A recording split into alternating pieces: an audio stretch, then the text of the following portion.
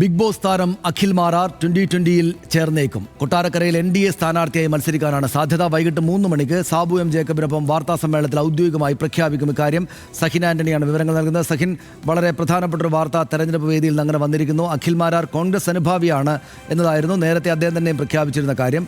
കോൺഗ്രസിന്റെ സ്ഥാനാർത്ഥിയായി ഒരുപക്ഷെ ഇത്തവണ മത്സരിച്ചേക്കുമോ, UDF സ്ഥാനാർത്ഥിയായി ഇത്തവണ മത്സരിച്ചേക്കുമോ എന്നൊരു ഊഹാപോഹങ്ങൾ നേരത്തെ ഉണ്ടായിരുന്നു, വാർത്തകൾ തന്നെയും ഉണ്ടായിരുന്നു. ഇപ്പോൾ പക്ഷേ 2020-യുടെ ഭാഗമായി നിന്നുകൊണ്ട് NDAയുടെ സ്ഥാനാർത്ഥിയായിട്ട് മത്സരിക്കാനാണ് അഖിൽ മാരാരുടെ പദ്ധതി എന്നാണല്ലോ കേൾക്കുന്നത്. ഇത് കൺഫേംഡ് ആയിട്ടുള്ള കാര്യമാണോ?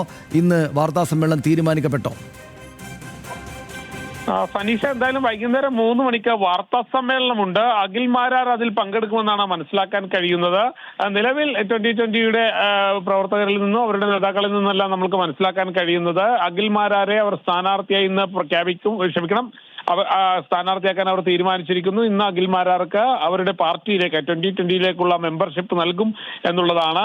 ഇതുവരെയും അഖിൽ മാരാരോ അദ്ദേഹവുമായി ബന്ധപ്പെട്ട ആളുകളോ അത് നിഷേധിക്കാനും തയ്യാറായിട്ടില്ല. വാർത്ത പുറത്തു വന്നതിന് ശേഷം ഇപ്പോഴും 2020-ൽ നിന്ന് നമുക്ക് മനസ്സിലാക്കാൻ കഴിയുന്നത് അത് തന്നെയാണ്. മാത്രമല്ല NDAയുടെ സ്ഥാനാർത്ഥിയായി അഖിൽ മാരാർ രംഗത്തുണ്ടാകുമെന്നുള്ളത് തന്നെയാണ് അറിയാൻ കഴിയുന്നത്. നേരത്തെ സനീഷ സൂചിപ്പിച്ചതുപോലെ കോൺഗ്രസ് നേതാക്കളുമായി അടുത്ത ബന്ധമുണ്ടായിരുന്ന ഒരാളായിരുന്നു അഖിൽ മാരാർ. അദ്ദേഹം കോൺഗ്രസ് ടിക്കറ്റിൽ മത്സരിക്കാനുള്ള സാധ്യതയും തള്ളിക്കളയാൻ കഴിയായിരുന്നില്ല.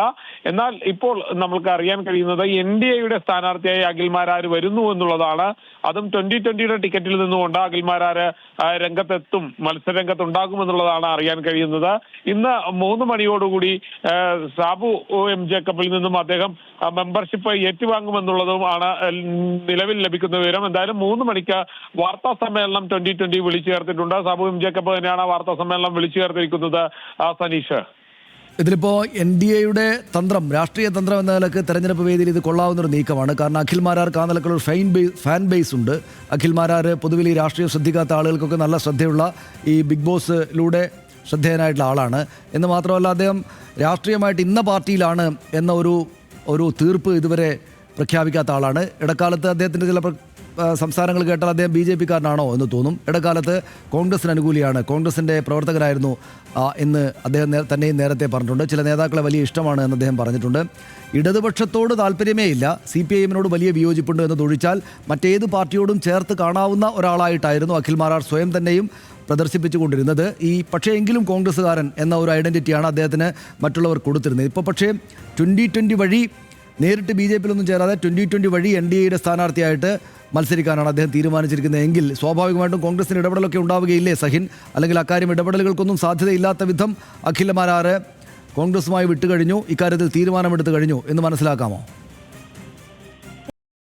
തീരുമാനം ഏറെക്കുറെ എടുത്തു കഴിഞ്ഞു എന്നുള്ളതാണ് മനസ്സിലാകുന്നത്. നേരത്തെ സനീഷ സൂചിപ്പിച്ചതുപോലെ തന്നെ കടുത്ത കമ്മ്യൂണിസ്റ്റ് വിരോധിയാണ്. ഇടതുപക്ഷത്തോട് അദ്ദേഹത്തിന് ഒട്ടും തന്നെ യോജിപ്പില്ലായിരുന്നു. മാത്രമല്ല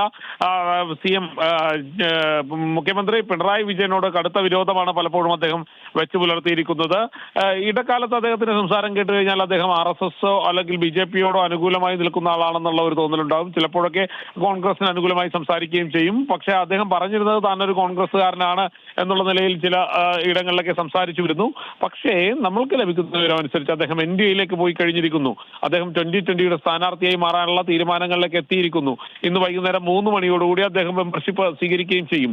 എന്തായാലും ഞാൻ നേരത്തെ സൂചിപ്പിച്ചതുപോലെ തന്നെ NDAയെ സംബന്ധിച്ചിടത്തോളം നല്ല ഒരു നീക്കമായിട്ട് തന്നെ ഇതിനെ കരുതേണ്ടി വരും. കാരണം ഇതുപോലെ തന്നെ സമൂഹവുമായി അടുത്തു നിൽക്കുന്ന ആളുകളെ അല്ലെങ്കിൽ സമൂഹത്തിൽ ഒരു ബന്ധമുള്ള ആളുകളെ സ്ഥാനാർത്ഥികളാക്കി അവർക്ക് കേരളത്തിൽ പരമാവധി സാന്നിധ്യം ഉറപ്പിക്കുക, പരമാവധി സീറ്റുകൾ കരസ്ഥമാക്കുക, ഇതൊക്കെയായിരുന്നു നേരത്തെയും NDA ലക്ഷ്യമിട്ടിരുന്നത്.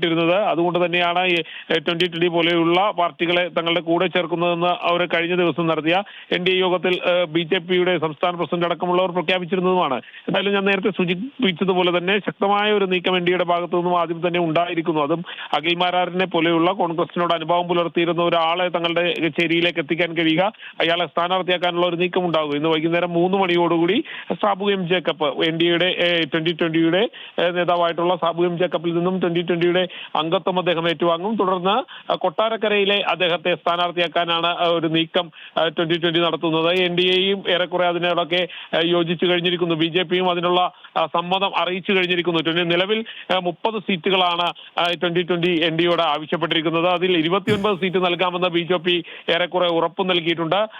എന്തായാലും വലിയ ഒരു നീക്കം 2020-യുടെ ഭാഗത്തു നിന്നും ഉണ്ടായിരിക്കുന്നു എന്നുള്ളതാണ് മനസ്സിലാക്കേണ്ടത്. സനീഷ, ശരി, നന്ദി സഹിൻ വിവരങ്ങൾക്ക്.